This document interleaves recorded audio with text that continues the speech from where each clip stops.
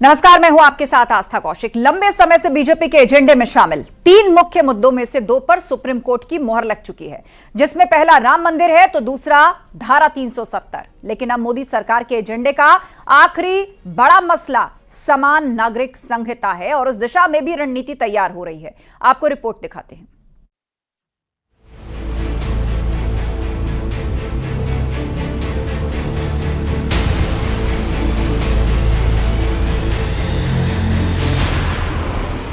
लोकसभा चुनाव की दशा और दिशा तय करने वाले मुद्दे लॉक हो चुके हैं। सत्ता वापसी के बाद 2019 में बीजेपी ने जो वादा किया था उसे करीब करीब पूरा किया जा चुका है, जिसमें सबसे पहले राम मंदिर है, फिर जम्मू कश्मीर में धारा 370 का हटना और अगला एजेंडा यूसीसी यानी कि यूनिफॉर्म सिविल कोड है, जिसे लागू करने की दिशा में अब सरकार आगे बढ़ रही है। लेकिन इन दिनों देश में धारा 370 की खूब चर्चा हो रही है। यहाँ तक कि सुप्रीम कोर्ट ने भी इसे जायज बताया है। सुप्रीम कोर्ट ने कहा जम्मू कश्मीर भारत का अभिन्न अंग है, जम्मू कश्मीर भी भारत का एक राज्य है। अनुच्छेद 370 पर केंद्र का फैसला लागू रहेगा। आर्टिकल 370 हटाने का फैसला बिल्कुल सही। 30 सितंबर 2024 तक विधानसभा चुनाव कराएं, यानी कि इसके साथ ही जम्मू कश्मीर को पूर्ण राज्य का दर्जा मिलने का भी रास्ता साफ हो गया है। पूर्ण राज्य बनने पर जम्मू कश्मीर में बहुत कुछ बदलने वाला है और ऐसा ही कुछ अमित शाह ने भी किया। दादा, आप कई बार बंगाल में पहुंच जाते हुए यहाँ बैठे हुए 370 के कारण आतंकवाद घटा है। आतंकवाद जाने के कारण, कम होने के कारण वहां अच्छा वातावरण हुआ है। इसी के कारण ये सब डेवलपमेंट हुआ है, वरना IIM न होता, न एम्स होता, कुछ न होता। आप नहीं समझ पाओगे। जब हमारा सरकार बंगाल में आएगा, वातावरण सुधरेगा और विकास होगा, तब मालूम पड़ेगा कि क्या परिवर्तन है। अमित शाह ने इसी के साथ पीओके का भी नारा दे दिया। तो वहीं पीएम मोदी से लेकर सीएम योगी तक ने सुप्रीम कोर्ट के फैसले का स्वागत किया। पीएम मोदी ने लिखा, अनुच्छेद 370 को निरस्त करने पर आज का सुप्रीम कोर्ट का फैसला ऐतिहासिक है। ये जम्मू कश्मीर और लद्दाख में हमारी बहनों और भाइयों के लिए आशा, प्रगति और एकता की एक शानदार घोषणा है। तो वहीं सीएम योगी ने लिखा, माननीय उच्चतम न्यायालय की तरफ से धारा 370 और 35A के संबंध में दिया गया निर्णय अभिनंदनीय है। ये एक भारत श्रेष्ठ भारत की भावना को मजबूती प्रदान करने वाला है। जय हिंद। यानी कि जो फैसला मोदी सरकार ने जनहित में लिया था, अब उस पर सुप्रीम मोहर लग चुकी है। तो वहीं अब बारी एक देश एक विधान की है, जिसके लिए बीजेपी सरकार की रणनीति तय हो चुकी है और इसके लिए अब पसमानदा समाज को साथ लाकर एक देश एक कानून पर सहमति बनाई जा रही है, क्योंकि यूनिफॉर्म सिविल कोड पर विपक्ष की अलग अलग राय है। इस एक देश में एक निशान, एक प्रधान और एक संविधान, ये पॉलिटिकल स्टेटमेंट है। मुझे लगता है दादा उम्र हो चुकी है। एक देश में 2 प्रधानमंत्री कैसे हो सकते हैं? एक देश में 2 संविधान कैसे हो सकते हैं? एक देश के 2 झंडे कैसे हो सकते हैं? वो गलत है। जिन्होंने भी ये करा था उन्होंने गलत किया था। नरेंद्र मोदी जी ने इसको सुधारने का काम किया। आपकी सहमति ना सहमति से क्या होता है? पूरा देश चाहता था। और ये चुनावी नारा नहीं है, हम 1950 से कह रहे थे, एक देश में एक निशान, एक विधान और एक प्रधान होना चाहिए, 2 नहीं चलेंगे और हमने कर भी दिया। यानी कि जो मुद्दे अब सुर्खियों में हैं, उसमें सबसे ऊपर पीओके और फिर यूसीसी और अगला नंबर CAA का भी लगने वाला है, जिसकी पटकथा लिख दी गई है, जिसका एजेंडा तय हो गया है, क्योंकि 24 के चुनाव में इन मुद्दों को भुनाने की तैयारी हो चुकी है। Bureau report, news 18।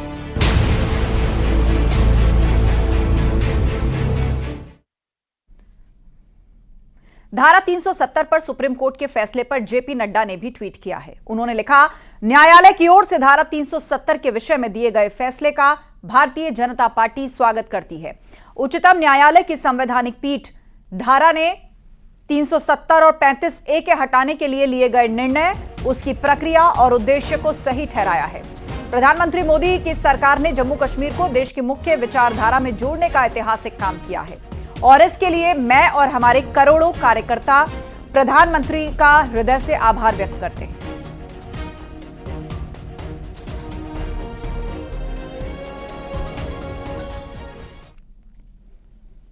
तो वहीं डिप्टी सीएम ब्रजेश पाठक ने भी सुप्रीम कोर्ट का आभार जताया और कहा कि बीजेपी जो वायदा करती है उसे पूरा भी करती है और ये एक बार फिर साबित हो गया है।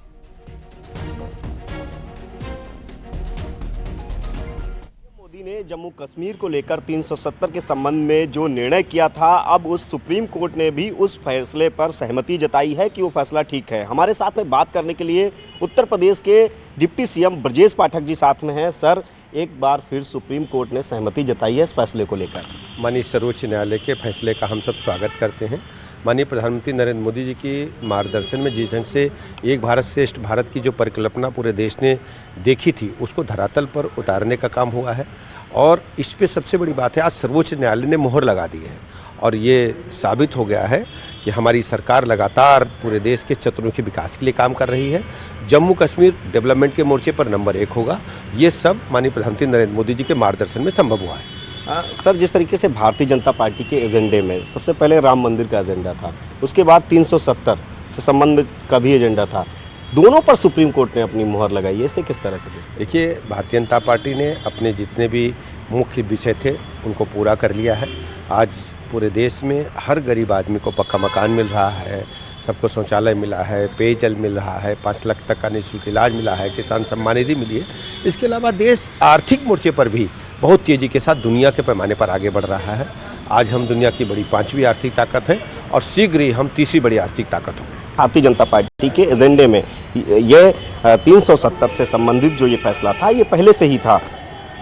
कैमरामैन मनोज साई के साथ संकेत मिश्रा, न्यूज़ 18 लखनऊ।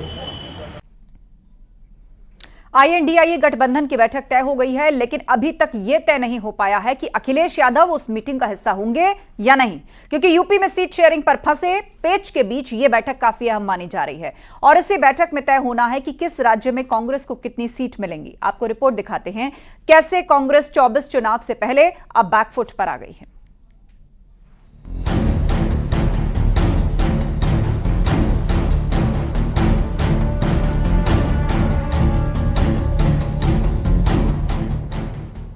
अखिलेश यादव उत्तर प्रदेश में पीडीए सरकार का नारा दे रहे हैं, कांग्रेस के बिना अपनी रणनीति को हवा दे रहे हैं और उस मीटिंग से पहले खुद को मजबूत स्थिति में दिखाने की कोशिश कर रहे हैं, जो 19 दिसंबर को दिल्ली में होनी है। यानी इंडी गठबंधन एक बार फिर अपने सहयोगी दलों के साथ मंथन की कोशिश में है, लेकिन सबकी निगाहें अखिलेश यादव पर जा टिकी हैं। विधानसभा चुनाव के नतीजों के बाद समाजवादी पार्टी अब कांग्रेस को किसी भी तरह से बख्शने के मूड में नहीं है। समाजवादी पार्टी के राष्ट्रीय अध्यक्ष जी जिस तरह से इस हार को कांग्रेस के अहंकार से जोड़ा था, उससे बात साफ हो गई है कि 19 तारीख को जब बैठक होगी तब समाजवादी पार्टी फ्रंट फुट पर आकर के खेलेगी और ये कहना चाहेगी कि सीटों के बंटवारे की जिम्मेदारी कम से कम उत्तर प्रदेश में उसको दी जाए। 3 राज्यों में मिली करारी हार के बाद कांग्रेस के लिए यूपी में संकट की दीवार खड़ी हो गई है और ये दीवार किसी और ने नहीं बल्कि कांग्रेस के सहयोगी दल समाजवादी पार्टी ने खड़ी की है। अखिलेश यादव के इशारे पर सपा नेता कांग्रेस को सिर्फ 2 सीटें देने की बात कह रहे हैं और खुद 65 से ज्यादा सीटों पर ताल ठोकने की तैयारी में है। इंडिया गठबंधन की आने वाले समय में बैठक है, निश्चित रूप से सीटों के बंटवारे पे बातचीत होगी और जल्द ही इंडिया गठबंधन सीटों के बंटवारे पे जो फाइनल रोड मैप है वो पूरे देश में तैयार कर लेगा। भारतीय जनता पार्टी को हराने के लिए समाजवादी पार्टी इंडिया गठबंधन के साथ मिलकर चुनाव लड़ेगी। कांग्रेस बड़ा दल है, उसको बड़े दिल के साथ इस गठबंधन को चलाना है, बड़ी जिम्मेदारी के साथ जल्दी सीट बंटवारा हो। ये यानी साफ है कि कांग्रेस के साथ यूपी में गठबंधन सिर्फ इसी शर्त पर होगी जब कांग्रेस 2 सीटों पर ही चुनाव लड़ने के लिए हामी भरे, क्योंकि अखिलेश यादव पहले ही बोल चुके हैं कि यूपी में इंडी गठबंधन से सपा सीटें नहीं मांगेगी बल्कि गठबंधन दलों को सपा सीट बांटेगी। ऐसे में 19 दिसंबर को होने वाली पार्टी में क्या अखिलेश यादव शामिल होंगे या फिर केवल सीट शेयरिंग का प्रस्ताव भेजेंगे, ये बड़ा सवाल है, क्योंकि सभी 80 सीटों पर सपा की तैयारी चल रही है। 65 सीट से कम पर सपा चुनाव नहीं लड़ेगी। कांग्रेस को सिर्फ 2 सीटें देने की कोशिश है, तो वहीं आरएलडी यूपी में 10 सीटों की डिमांड कर चुकी है। यानी एक बार फिर यूपी में सीट शेयरिंग वाला विवाद इंडी गठबंधन की बैठक में हावी हो सकता है। और ये सिर्फ उत्तर प्रदेश का हाल नहीं, बल्कि तमाम ऐसे राज्य हैं जहां कांग्रेस को क्षेत्रीय दलों से मोल भाव करना होगा। निश्चित रूप से जो इंडिया मोर्चा की 19 दिसंबर को जो होने वाली दिल्ली में बैठक है, उसमें बहुत सी चीजें निकल करके सामने आएंगी। और साथ ही साथ ये भी सही है कि अगर मध्य प्रदेश में और राजस्थान में समाजवादी पार्टी का सहयोग और साथ लेकर के अगर वहां पे कांग्रेस पार्टी चुनाव लड़ती या इंडिया मोर्चा साथ में मिलकर के चुनाव लड़ता, तो निश्चित रूप से आज परिणाम कुछ और होते। तो क्या अखिलेश यादव, नीतीश कुमार और ममता बनर्जी तीनों इस बार कांग्रेस पर दबाव बनाने की कोशिश में हैं? या फिर सीट शेयरिंग के मसले पर 19 दिसंबर को महासंग्राम होने वाला है? क्योंकि 3 राज्यों में हार के बाद कांग्रेस फिलहाल बैकफुट पर है और अखिलेश यादव फ्रंट फुट पर। Bureau report, news 18।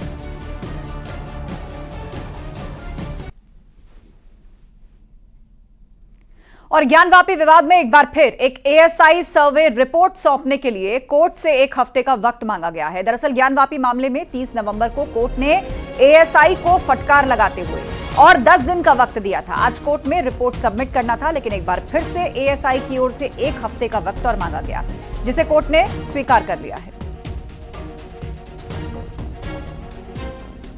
एएसआई ने 1 हफ्ते का समय इस बार फिर रिपोर्ट पेश करने के लिए मांग लिया। विष्णु जी, क्या कहेंगे? देखिए, हमें पूरी उम्मीद थी कि कोर्ट के आदेश के अनुपालन में आज एएसआई अपनी रिपोर्ट फाइल करेगा। और अगर एएसआई ने अभी 1 हफ्ते का समय और मांगा है, तो अभी हम लोग कोर्ट में जा रहे हैं और पता चलेगा कोर्ट उनको कितना समय देता है। जी। तो क्या लगता है सुभाष जी, एएसआई के अब 1 हफ्ते का समय दिया है, इनकी तैयारी लग रहा है, सारे कैलकुलेशन जो कर रहे हैं, सारे स्टडी एनालिसिस के बाद वो लग रहा है कहीं ना कहीं अभी कमी है। इसको 1 हफ्ते में जो है कंप्लीट करके ये दाखिल कर देंगे। फाइनल आप देख लेता हूँ कि क्या अपने कारण बताया 1 हफ्ते के लिए, तो बताता हूँ। तो आपने देखा विष्णु जी और उनकी पूरी लीगल टीम जो है इस वक्त अंदर जा रही है और एएसआई ने 1 हफ्ते का समय रिपोर्ट पेश करने के लिए और मांग लिया है। 2.5 बजे से सुनवाई होनी है। देखना अदालत इस पर क्या अपना रुख अपनाती है। कैमरा पंकज सिन्हा के साथ उपेंद्र द्विवेदी, न्यूज़ 18 वाराणसी। हमारे साथ सुभाष चतुर्वेदी जी। सुभाष जी, किस ग्राउंड पर आज एएसआई ने समय मांगा? एएसआई के स्टैंडिंग काउंसिल ने आज कहा है, एक एप्लीकेशन प्रार्थना पत्र जिला कोर्ट में दिया है। उनका प्रार्थना पत्र था कि मोहंती जो हैं, जो सुपरिटेंडेंट ऑफ एएसआई हैं, उनकी तबीयत अचानक, उन्हीं को पेश करना था। उनकी तबीयत अचानक जो है ब्लड प्रेशर बढ़ने के चलते खराब हो गया है, इसलिए 1 सप्ताह का समय ये उन्होंने मांग किया था। माननीय कोर्ट ने 18 तारीख तक का समय दिया है। 1 सप्ताह बढ़ाने के बाद कहा है कि 18 तारीख तक, ये लास्ट वार्निंग इनको दिया है कि ये अंतिम अवसर आपको दिया है, 1 सप्ताह के अंदर अंदर आप दाखिल करिए। रिपोर्ट को लेकर उन्होंने क्या कहा? जैसे बता रहे थे विष्णु जी की रिपोर्ट उन्होंने कहा कि हमारी तैयार है, यानी कि रिपोर्ट बन गई है, सिर्फ मेडिकल ग्राउंड अगर ना होता तो आज रिपोर्ट पेश हो जाती। बिल्कुल, इनकी रिपोर्ट जो है कंप्लीट है, तैयारी पूरी इनकी है। लेकिन जिनको पेश करना था मोहंती जी को, उनकी तबीयत खराब हो गई है, इसलिए ब्लड प्रेशर बढ़ने के कारण, इसलिए जो है इन्होंने बढ़ाए जाने की मांग की थी और इसमें बढ़ाया है उन्होंने। अब आपको लगता है 18 तारीख को रिपोर्ट? बिल्कुल, 18 तारीख को हमारे ख्याल से 100% इनको दाखिल करना है और दाखिल कर देंगे, इसलिए इसमें कहीं अभी बट नहीं रह गया है। सील वजू खाने को लेकर जो सुप्रीम कोर्ट पे है, उसको लेकर विष्णु जी बता रहे हैं, उसके क्या स्टेटस है? उसका भी तैयारी है, उस पर डेट पड़ा है, उस पर सुनवाई होगी, वो भी उसका भी एएसआई सर्वे बहुत जल्द होगा। तो उसका स्टे हट जाने की उम्मीद? बिल्कुल स्टे हटेगा। उस पर पूरी तैयारी जो है हम लोग की है। कोर्ट भी जो है उस पर आदेश आ सकता है। अब उस पर देखिए सुनवाई के बाद तय हो जाएगा। संभल से सांसद शफीकुर रहमान बर्क ने कहा कि कश्मीर भी देश का हिस्सा है, वहां रहने वाले लोगों के साथ न्याय होना चाहिए। भी नहीं होना चाहिए। भारत यानी कश्मीर भी हमारे मुल्क का हिस्सा है और वो भी मुल्क में शामिल है। तो जो जैसा दूसरों रियासतों के साथ में गवर्नमेंट काम कर रही है, फैसला कर रही है, वैसे उसके साथ भी करना चाहिए। और रुकेंगे ब्रेक के लिए, जल्द लौटेंगे।